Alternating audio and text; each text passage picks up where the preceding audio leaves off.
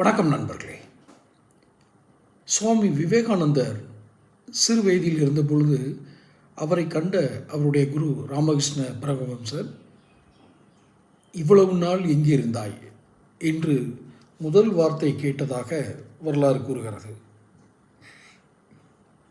இப்போதெல்லாம் அப்படி இல்லை. சிஷியனை தேடி குரு செல்ல வேண்டும். ஆனால் விவேகானந்தரை அவருடைய குரு சந்திக்கும் பொழுது தற்செயல் நிகழ்ச்சி. அது அறிவு புலங்களால், அந்த அறிவு புலங்களில் ஏற்படுகிற ஒரு சமீட்சைகளால் கண்டறிவது. இன்று குரு சிஷ்யன் உறவுகள் எப்படி கண்டறியப்படுகிறது என்பதை நேயர்கள், வாக்காளர் பெருமக்கள் மிக முக்கியமாக அறிவார்கள். பதிவுக்குள்ளே போகிறதுக்கு முன்னாடி சேனல் சப்ஸ்கிரைப் பண்ணாதவங்க சப்ஸ்கிரைப் பண்ணிக்கோங்க, நோட்டிஃபிகேஷன் பெல் பதிவு பண்ணிக்கோங்க. அந்த விவேகானந்தர் சிறு வயதில் மிகவும் சுட்டியாக, இன்னும் சொல்லப்போனால் ராமஹம்ச பரமஹம்சர் பின்ன காலங்களில் சொல்கிறார், அவனை ஆன்மீக பாதையில் நான் திருப்பி இருக்காவிட்டால் அவன் உலகை அடித்து நுறுக்கும் அரக்கனாக மாறியிருப்பான். அதற்கு காரணம் அவர் இருக்கும் தீய குணங்கள் அல்ல, அந்த சக்தி வழி மாறி இருக்கும் என்று கூறினார்.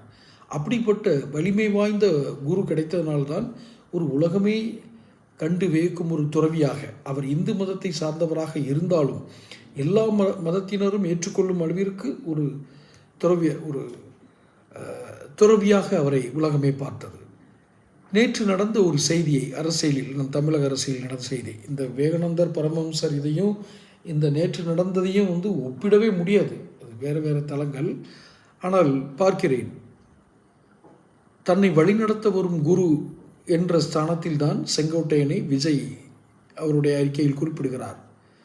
வார்த்தைகள் அப்படி நேரடியாக வரவிட்டாலும் அதுதான் பொருள்படும். ஆனால் அந்த குரு தான் சிஷியனை தேடி அவருடைய அலுவலகத்துக்கு நான் தான் உன் குரு, என்னை ஏற்றுக்க அப்படின்னு சொல்கிறார்.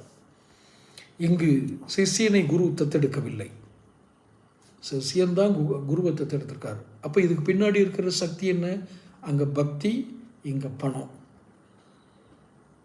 கலிகாலம் என்பதை நாம் உணர்ந்து கொண்டோம். பாலச்சந்தர் படம் ஒன்றில் விவேக்கோட ஜோக் ஒன்று உண்டு.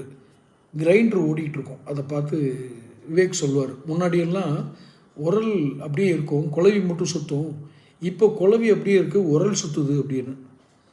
காலம் மாறிவிட்டது என்பதை பல்வேறு நிகழ்வுகள் மூலமாக நாம் கண்டு கொண்டு தான் இருக்கிறோம். சரியோ தவறோ, சிஷியனை தேடி குரு போயிருக்கிறார். பார்ப்போம் மாற்றங்களை. தொடர்ந்து பேசுவோம். சேனல் சப்ஸ்கிரைப் பண்ணிக்கங்க.